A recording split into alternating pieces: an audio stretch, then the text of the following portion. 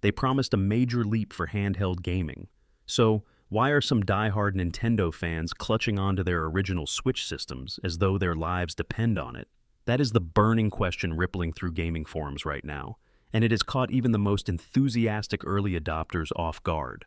Today we are peeling back the layers on Nintendo's scorching new release, the Nintendo Switch 2, and uncovering why it might not be the total replacement you were hoping for, at least not yet. We will talk about resolution hiccups, why certain third-party games have stumbled right out of the gate, and whether that older Switch in your drawer still deserves a place in your daily routine. In this episode, we will tackle the pivotal questions. Why do some users insist their games look worse on the new console? Which beloved titles got official upgrades, and which did not? And what is going on with these controversial game key cards that have everyone buzzing? Buckle up, because by the time we wrap up, you might just rethink your plans to auction off your original Switch. Let us start with the biggest headline. Switch 2's handheld mode is making older Switch games look bad.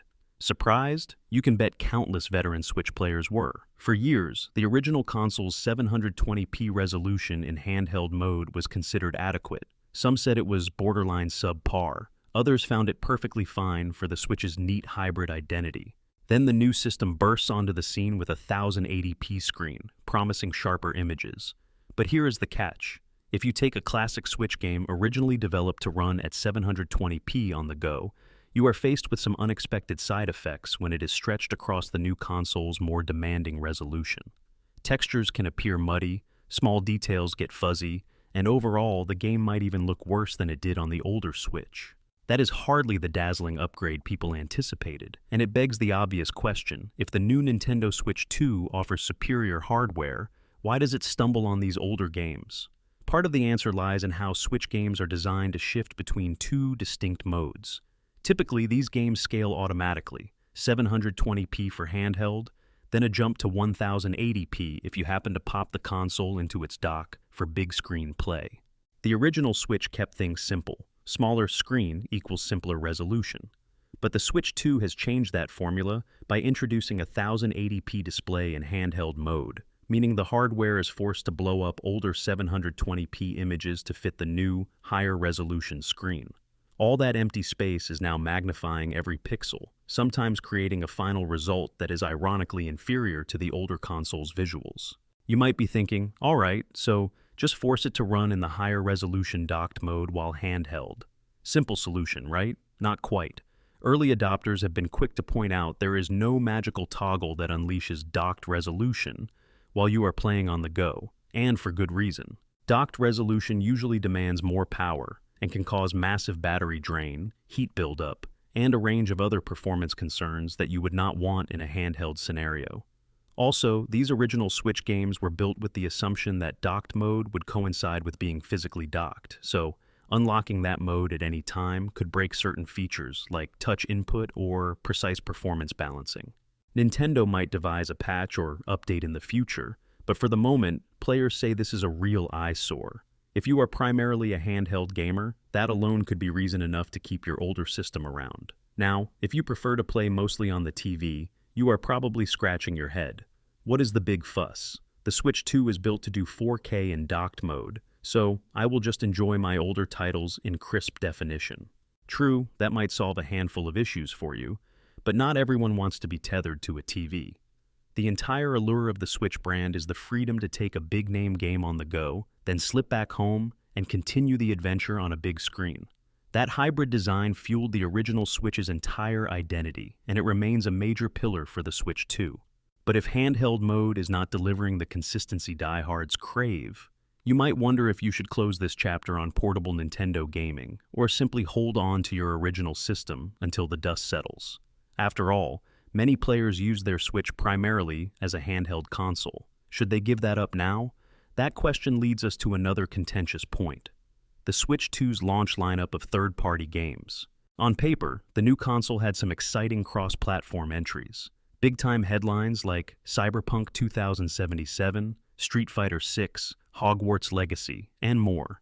But it is not exactly a secret that many third-party titles have underperformed in sales, overshadowed by the unstoppable hype surrounding Mario Kart World, Nintendo's heavy-hitting first-party game that soared to the top of the charts from day one. Sure, for many fans, Mario Kart is enough reason on its own to upgrade, but what happens a few months down the line when you have exhausted the new tracks? Are there enough robust third-party titles to keep you engaged, or is the Switch 2 shaping up to be a ghost town for non-Nintendo publishers? We cannot ignore the brand's own track record with these transitions. Historically, Nintendo's new consoles often go through a honeymoon period where the brand's proprietary titles carry the show, while third-party developers scramble to optimize. The question is, how long will that period last this time? If your favorite upcoming titles refuse to embrace the Switch 2's performance potential or do not bother addressing the handheld resolution issues, it could be a grim sign for some. Typically, Nintendo has scrambled to reassure fans with promises of updates. But official patches for older games do not happen instantly, and not every developer will see a big enough carrot to justify reworking a title that is already old news. If that is the game you are dying to replay, you might be out of luck, or stuck with a weirdly stretched, visually compromised experience. Thus, it is no shock some Switch loyalists are saying, "Hold that original console." They are adamant that until more patches arrive, your older Switch is still the best way to enjoy your beloved library on the go. If it ain't broke, don't fix it, they say. Yet from the outside, this might seem silly. The Switch 2 is labeled as backward compatible. Why keep older hardware if the new console, in theory, should do it all? The devil is in the details, as we have seen with these resolution headaches. Not to mention, some of the older Switch releases are still playable in their original format, with the exact visual fidelity that developers intended. If you are content with that, your Switch 1 might remain your best bet for quite some time. Before we go further, let me ask, do you like this deep dive so far? If you are enjoying our breakdown, let us know. Feel free to tap that like button so you never miss a beat on these major gaming twists and turns. Now, let us keep cruising. Remember the big reveals during the official Nintendo Switch 2 Direct? That presentation had fans buzzing, especially when Nintendo confirmed that several older titles would receive official Switch 2 upgrades. Headliners like The Legend of Zelda, Breath of the Wild, The Legend of Zelda, Tears of the Kingdom, and Mario Party Jamboree were all singled out. Some got free upgrades, others demanded a small fee, with certain perks included if you subscribe to Nintendo Switch Online. The logic was clear. These beloved top-tier first-party games deserved a true next-gen polish, harnessing the Switch 2's capabilities so that they not only match, but surpass their original appearance. Stunning lighting, smoother frame rates, sharper textures. These are the standard goodies you anticipate whenever a console upgrade hits. But, as some fans quickly figured out, something about this arrangement seemed almost cruelly ironic. You pay $450 or so for a bright new console, and then possibly have to pay again to unlock the performance your older titles deserved from day one. That felt a bit galling, especially given how essential it is for these older games to run properly on the Switch 2 in handheld mode. Many fans already expressed that this update should have been free across the board. The brand might be counting on the excitement of early adopters who just want that premium experience for their favorite franchises. Yet for others, the principle stings. Combine that with the fact that only a small handful of older titles have received actual Switch 2 upgrades so far, and you can see why so many longtime fans prefer to stick with the old console for the time being. Of course, players point to the Nintendo 3DS as a shining example of a gentler transition. That handheld system allowed you to insert a regular DS game and simply play it in a slightly different letterbox mode, or at a native resolution, if you preferred. While it was not perfect, it allowed you to preserve the original experience fairly faithfully. Could we see something similar for the Switch 2? Possibly. But be warned, the black borders or letterbox style that would be required to keep a 720p image from stretching to 1080p might be quite noticeable. Some might find it far more distracting than a mild resolution upscale, though opinions vary. The question is whether Nintendo would risk the brand's sleek modern image just to preserve the old resolution, or whether publishers will be pressured to push out patches so everything looks sharp on the new screen. Let us pivot for a moment to a lesser-known but no less significant topic. These new game key cards that the Switch 2 has introduced. They say they take up less space than older cartridges. The catch is that they contain a fraction of the actual game data, effectively functioning as an activation key that still requires you to download the rest. For some people, it is no big deal, because they are used to an era where large day one downloads have almost become the norm. but for others, especially collectors, it is a serious blow when it comes to game preservation. One of the beloved perks of physical media is that you own the entire game on that cartridge. Years later, if servers shut down, you can still pop that cartridge into your system and enjoy what you purchased. With game key cards, you might just have a slip of plastic that is useless without an external server. It is not an overstatement to say some fans see that as a fundamental betrayal of the concept of physical ownership. That also ties into a strategic approach that some players have adopted with new releases. Take the newest Dragon Quest I+2 HD remakes, for instance. Reports indicate many fans are opting to buy the original Switch edition as opposed to the new Switch 2 edition. Why? The older version has a fully finished game on the cartridge, while the Switch 2 version is severely reliant on these new key cards. Plus, if you do want the Switch 2 enhancements down the line, you might be able to pay an upgrade fee, but at least you will still have that original, fully featured physical copy that can run just fine on your first-gen Switch. That approach is a bit complicated in practice. Patches and cross-compatibility might not always be guaranteed, but the concept is undeniably appealing to gamers who prefer tangible, timeless solutions. To add to the puzzle, the Switch 1 is still receiving support for certain new releases. Despite the hype surrounding the Switch 2, Nintendo has not completely abandoned the older console. A handful of big games that launched concurrently on both systems could potentially run just fine on your old Switch, possibly at a more stable performance than on the Switch 2's ironically demanding handheld settings. Granted, you might miss out on some Switch 2 extras, like improved visuals in docked mode or bonus expansions that are exclusive to the new console, but if your main goal is to keep a reliable handheld experience, it is recognizable why you might cling to your older device. Here is another question. Once you have that Switch 2 in your hands, is there a real reason to deny its top-tier features? Some owners argue that if you rarely use handheld mode and prefer a crisp 4K display while docked, the Switch 2 is absolutely worth every penny. And if you primarily play the new releases, like Mario Kart World, which fully shows off the new system's lighting and advanced visuals, why would you degrade the experience by going back to the old model? These fans are out there, reveling in a brand new Nintendo era that they say dwarfs the original Switch in many areas. However, does that truly solve the underlying tension around older game patches, third-party flops, and game key cards that may hamper long-term preservation?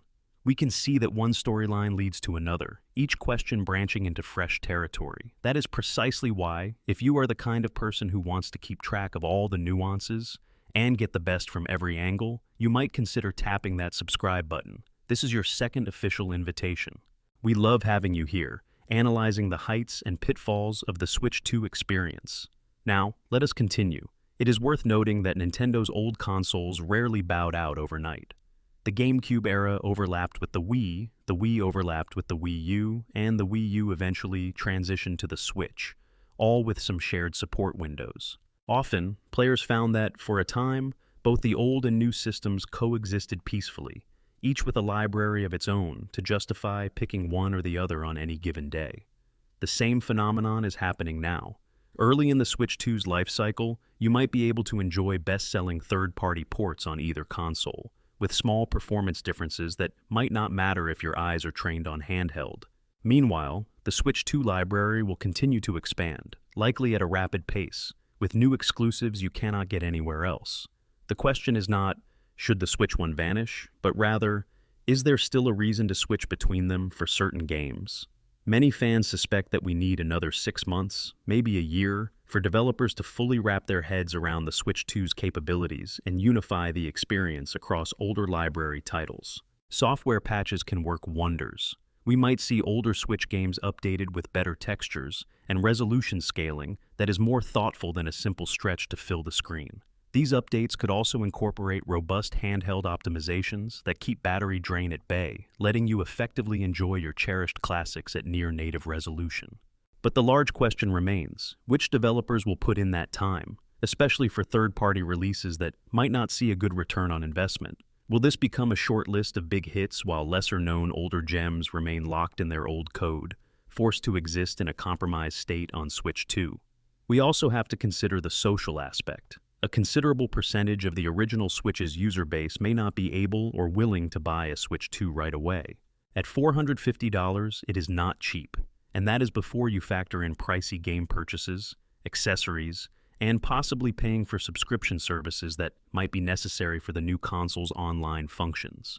If you have a group of friends who game online together on the original Switch, you might not want to lose that synergy by jumping to a console that the rest of your circle cannot afford or has not embraced yet. Add to that the fact that your old Switch is still perfectly functional, probably loaded with your stable of digital library favorites, and you see the logic behind waiting. This entire scenario exemplifies just how complicated a console generation shift can be in a backward-compatible landscape. Many fans assume backward compatibility means older games will seamlessly run better on the new device. But sometimes it is not that cut and dried. Even advanced hardware can falter if older titles are not retuned for the new environment. In certain categories, the Switch 2 is undeniably a leap forward: 4K in docked mode, bigger internal storage, the potential for high dynamic range, and so on. But for those who love playing handheld, the story might be more complicated. This is not a matter of, oh, it is simply the same resolution, but better. We have discovered that thousands of lines of code may need reworking to ensure a game scales properly. Compounding these issues is the matter of physical copies. The original Switch used cartridges that included the bulk of the game. The Switch 2 relies heavily on those game key cards that serve more like partial game holders. Long term, this is guaranteed to raise eyebrows among preservationists who worry that once the servers go offline, you might be left with incomplete lumps of plastic. Meanwhile, that trusty old Switch library still functions, potentially boosting the longevity of your gaming collection. This is not to scold Nintendo. Cloud-based updates and partial installs are industry-wide trends, but it highlights why some fans are not so quick to shelve their old devices. At this point, you are probably wondering, well, is the Switch 2 truly not worth it? Let us be clear, it certainly has a wow factor. Exclusive titles like Mario Kart World are more than just minor expansions of a previous game. They illustrate the system's horsepower, bringing dynamic visuals and an even more fluid sense of speed. First-party releases, especially from Nintendo's revered franchises, often harness new hardware in ways that overshadow older versions. If you love big cinematic experiences on your TV, you will be in heaven. But that is precisely why many observers suggest owning both consoles, at least for now. Use the Switch 2 for those next-generation exclusives or for any official re-releases that have gotten the upgrade treatment. Break out the original Switch if you wish to enjoy your older favorites in their purest form, especially if you prefer handheld gaming. And, of course, consider the second-hand market. Like clockwork, whenever a new console appears, folks rush to trade in or sell their older hardware, hoping to recoup some cash for new gear. That can drive the resale value down, making it tempting to just offload your device. But many gaming enthusiasts note that with the Switch 2 in full swing, you will not get a massive chunk of money for your old console anyway. So you might be parting ways with it for a relatively small sum, then spending a lot more to replace any game experiences that did not translate well. Some have suggested that waiting 6 or 12 months might allow the market to stabilize. Plus, you might discover you still need that old system after all, either because the game patches are slow in coming, or because a certain developer never updates your favorite older title. If future re-releases drastically improve older games, or if Nintendo eventually rolls out a robust performance toggle, you might breathe a sigh of relief, and at last retire your Switch 1. In short, the transition from the original Switch to the Switch 2 is not so simple. Yes, the new console is packed with advanced features, including a bigger resolution for handheld and a potential 4K output when docked. Sure, it is backward compatible, but that does not guarantee everything will look or perform better straight out of the box, especially in handheld mode. If you are the kind of player who cherishes pristine handheld visuals above all else, be warned that not every pre-existing game will look as crisp as you might hope. Add to that the concerns about game keycards, uncertain third-party support, and the clunky patch process, and you have a recipe for a transitional generation that bears more nuance than we have seen in some past cycles. So, should you upgrade if you love new experiences like Mario Kart World or the brand new Mario Party Jamboree?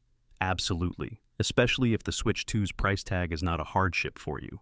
The systems can live side by side for quite a while, letting you choose which console suits your mood and your favorite title at any given time. But if your budget is tight and you mostly live for older Switch titles, do not be ashamed to hold on to your original device a bit longer. Later, you can decide if the wave of new Switch 2 exclusives or alluring performance patches is compelling enough to justify leaping into next-gen territory. What we have learned is that the Nintendo Switch 2 is an evolutionary step forward, just not in the neatly wrapped way some fans had hoped. Instead, it is a new horizon that demands patience and a bit of caution to see how older games adapt, how quickly third-party developers refine their offerings, and whether Nintendo chooses to address or ignore these crucial handheld resolution dilemmas. For now, you may not want to banish your Switch 1 to a closet, because there are real advantages to keeping it around. The resolution differences are not purely theoretical. The handheld mismatch is something real players have seen and complained about, and publishers have not yet fixed it across the board. Combine that with the currency-like approach to game keycards, and you realize that, ironically, the older system might retain a certain longevity that makes it valuable for a while yet. This scenario underscores the complexities that come with modern gaming hardware transitions, highlighting how backward compatibility is not always a perfect one-size-fits-all solution. The Switch 2 will probably hit its stride eventually. Whether it takes 6 months or a year, we can only guess. Meanwhile, the wise among us will weigh the pros and cons. Keep your original console if you are not ready to fully commit to the new system's partial library and incomplete backward-compatible success. Savor the best of both worlds, swapping between them as the situation demands. When all is said and done, the Nintendo Switch 2 is absolutely a next-gen experience with wonderful exclusive hits and the promise of more advanced visuals. But if you still love your old handheld sessions, maybe do not count out that original Switch just yet. Let the new console mature. Let developers deliver patches that make older games shine. Then, once Nintendo and third-party studios finish bridging those gaps, you can decide if the Switch 1 has reached its final station or if you will keep it as an old friend that never let you down. Whichever path you choose, remember that, in the world of gaming, few transitions are seamless, and the Switch 2's rocky start with older software serves as a perfect reminder of that.